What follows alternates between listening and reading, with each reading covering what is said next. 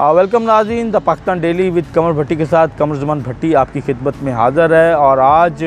हम आपके सामने कुछ ऐसे इश्यूज़ लेके आ रहे हैं जो मैं समझता हूँ कि इस मुल्क के अंदर जो आइंदा आने वाले दिनों में सियासी उल्टबाजियाँ होगी, सियासी वफ़ादारियों की तब्दीलियाँ होंगी और इसके साथ साथ आज़ादी सहाफ़त और आज़ादी इज़हार को कंट्रोल करने के मामलात हैं, वो सारी चीज़ें। और इन सारी चीज़ों के पीछे जो सबसे मरकज़ी रोल प्ले कर रही है इस वक्त हमारी मुल्क की बड़ी नामवर तहकीकाती इदारा है, वो वफाकी तहकीकाती इदारा FIA, उसका साइबर क्राइम विंग पेश है। हालिया दिनों में आपने देखा कि नज़ीर चौहान जो हैं उन्हें अपने बयान के ऊपर माफ़ी भी मांगना पड़ी और उसके बाद वो एक भरपूर अंदाज़ में जहांगीर तरीन ग्रुप के ऊपर हमलावर के तौर पे सामने आए और उन्होंने कहा कि जहांगीर तरीन ग्रुप जो है उनके ख़िलाफ़ मिसयूज़ कर रहा है और उसने उनको उनकी सियासत को इस्तेमाल करने की कोशिश की और उनका जहांगीर तरीन ग्रुप से कोई ताल्लुक़ नहीं। तो ये सारा पस मंज़र जो था वो इसी हवाले से था कि कुछ अर्सा पहले जो है जहांगीर तरीन ग्रुप जो है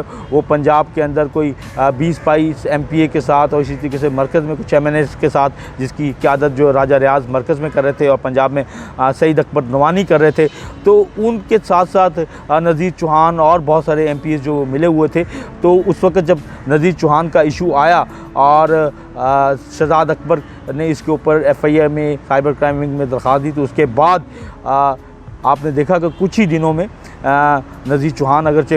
उन्होंने बड़े बुलंदबांग दावे भी की, अपनी गिरफ़्तारी की पेश करने की कोशिश भी की और उसके बाद जब वो गिरफ़्तारी हुई तो उसका ड्रॉप सीन आपके सामने हुआ कि जिस हालात में उन्होंने कहा कि जी उनको सियासी तौर पे इस्तेमाल करने की कोशिश की गई है। तो अब जहांगीर तरीन ग्रुप कहाँ खड़ा है? चौधरी परवेज़ इलाही जो इस वक्त मेंबर इस्तेहकाक बिल के हवाले से जो है वो मेंबर्स की जज्बात जो हैं वो उभार रहे हैं और उन्हें ये यकीन दिला रहे हैं कि ये ईवान जो है वो मेंबर्स के इस्तेहकाक के लिए बेहतरीन ईवान है और इस मुल्क की जो अफसरशाही उसको कंट्रोल करने की कोशिश है। लेकिन अफसरशाही कहाँ कंट्रोल हो रही है, कैसे कंट्रोल होगी, ये भी चीज़ें मैं आपको बताऊंगा। बुनियादी इशू सिर्फ यही है कि इस वक्त सियासी तौर पे हुकूमत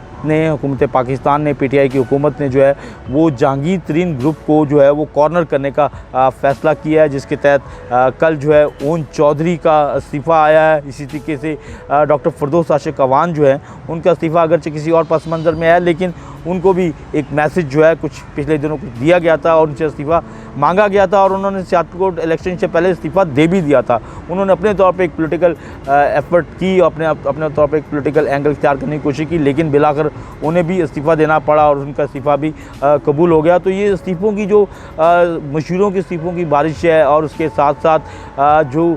कल मैसेज दिया गया बड़े भरपूर अंदाज में जहांगीर तरीन ग्रुप को कि या तो वो पार्टी के साथ अपनी लॉयल्टी शो करें और अगर नहीं करेंगे तो फिर उनको नोटिस जाएंगे पार्टी की तरफ से और उन्हें उस नोटिस के नतीजे में उन्हें डी सीट जो भी किया जा सकता है वो असेंबली से इस्तीफ़े दे के ज़िमनी इलेक्शन की तैयारी कर लें और अगर नहीं तो फिर उनके खिलाफ रेफरेंस जाएंगे। और इस बारे में हमारी बड़ी मुसद्दका इत्तलात हैं कि स्पीकर पंजाब असम्बली को रेफरेंसेस भिजवाए जाएंगे, लेकिन स्पीकर उन रेफरेंसेस को आगे भिजवाएगा या नहीं भिजवाएगा, अगर इस हवाले से बात की जाए तो इत्तलात यही है कि माजी में जिस तरीके से हुक्मरान पार्टी के स्पीकर जो हैं रेफरेंसेस अपोजिशन जमातों के आगे नहीं भिजवाते थे। माजी में काफ लीग के अंदर जो है एक बहुत बड़ा ग्रुप जो है वो बनाया गया था मानेका की क़यादत में, तो उनके ख़िलाफ़ जो चौधरी परवेज़ इलाही की पार्टी की तरफ से रेफरेंसेस भिजवाए गए थे वो रेफरेंसेस आगे नहीं गए थे और नतीजे में वो भी डी सीट नहीं हुए थे। फ्लोर क्रॉसिंग का कानून अपनी जगह पर मौजूद है, लेकिन स्पीकर जब वो रेफरेंस अपने पास रख देता है और आगे नहीं भिजवाता तो वो फिर डी सीट का मामला जो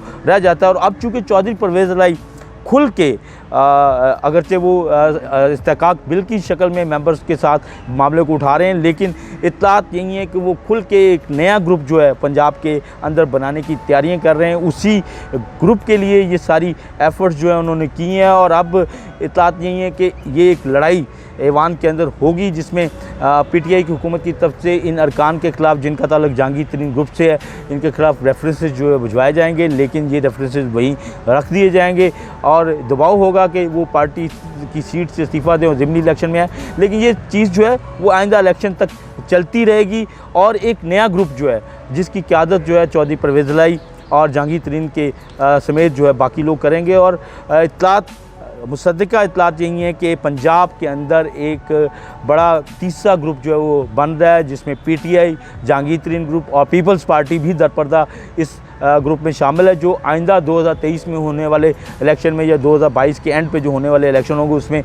शरीक होंगे। तो ये सारी सूरत हाल है। इस सारी सूरत हाल का एक मकसद जो है वो नून लीग को भी कंट्रोल करना। नून लीग का जो एक बयानिया है, जिसमें अगरचे वहाँ पे भी नून और शीन और मीम ये सारी तैयारियाँ भी टूट फूट जो है वो अगले इलेक्शन में हमें नज़र आएगी, लेकिन उसके बावजूद नून लीग को कंट्रोल करने के लिए भी क्योंकि और पीटीआई को भी कंट्रोल करने के लिए एक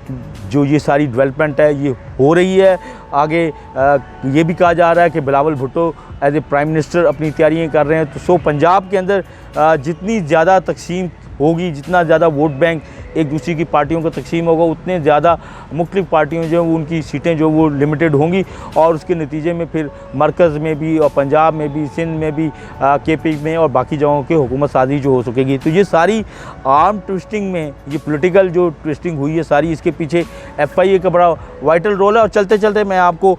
एज ए सदर पंजाब यूनियन ऑफ जर्नलिस्ट भी और एक तजिया निगार के तौर पर आपको बता दूँ कि आमिर मीर साहब जो हामिद मीर साहब के भाई हैं और लाहौर प्रेस क्लब के साबिक सदर हैं, और इमरान शफकत जो सीनियर जर्नलिस्ट हैं, इन दोनों को एफआईए ने साइबर क्राइम विंग ने हिरासत में लिया है। आमिर मीर के हवाले से इत्तलात यही थी कि उनको कोई नोटिस दिया गया था। वो एक चैनल जो है वो गूगली चैनल के नाम से चलाते हैं। तो और इमरान शफकत भी इस चैनल के एक्टिविस्ट में, इस चैनल के मुतहरिक रोल हैं। तो आज एफआईए साइबर क्राइम विंग ने इनको हिरासत में लिया है। ये भी एक वही जिस तरीके से पॉलिटिकल आर्म ट्विस्टिंग हो रही है, इस तरीके से इस मुल्क में आज़ादी सहाफ़त और आज़ादी इजहार को कंट्रोल करने के लिए भी एफआईए को इस्तेमाल करने का जो काम है वो बड़े भरपूर अंदाज में शुरू हो गया है। और मैं ये समझता हूँ as a Punjab union of journalist के सदर की हैसियत से भी कि ये बुनियादी तौर पे आज़ादी सहाफ़त के ऊपर बड़ा संगीन हमला है और हम इसकी शदीद मज़म्मत भी करते हैं। हम समझते हैं कि इस तरह के वाक़यात के नतीजे में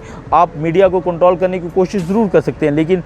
मीडिया जो है और सोशल मीडिया वो सारी चीज़ें जो है वो जितनी भी आवाम तक पहुंचा रहा है वो बड़ी मुसद्दिका चीज़ें होती हैं। उसके ऊपर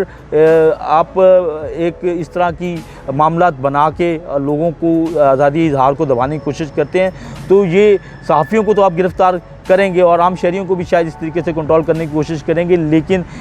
मेरा ख्याल है कि ये एक संगीन हमला है आज़ादी सहाफ़त के ऊपर, आज़ादी इज़हार के ऊपर और इंसानी हकूक़ के ऊपर। और पंजाब यूनियन ऑफ जर्नलिस्ट की हैसियत से भी हम इसकी शदीद मज़म्मत करते हैं और हम हुकूमत को ये वार्न करना चाहते हैं कि इस तरह की एक्टिविटीज़ की बजाय आप लोगों को जो उनके हकूक़ हैं, बुनियादी हकूक़ हैं, वो दें। लोगों को महंगाई से बचाने की कोशिश करें। लोगों को बाकी एक इलेक्शन जीत लेने के बाद इस तरीके से डंड बैठ के आवाम को दिखाना और मीडिया को दिखाना ये मुनासिब नहीं है। और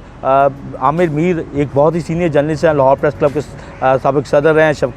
इमरान शफकत जो वो हमारे बड़े सीनियर साथी हैं। तो अगर वो चैनल के ऊपर कुछ चला रहे हैं तो वो बड़ी रिस्पॉन्सिबिलिटी के साथ चला रहे हैं। उनको इस तरीके से गिरफ़्तार करना बहुत ही काबिल मज़म्मत है और हम इसकी शदीद मज़म्मत भी करते हैं।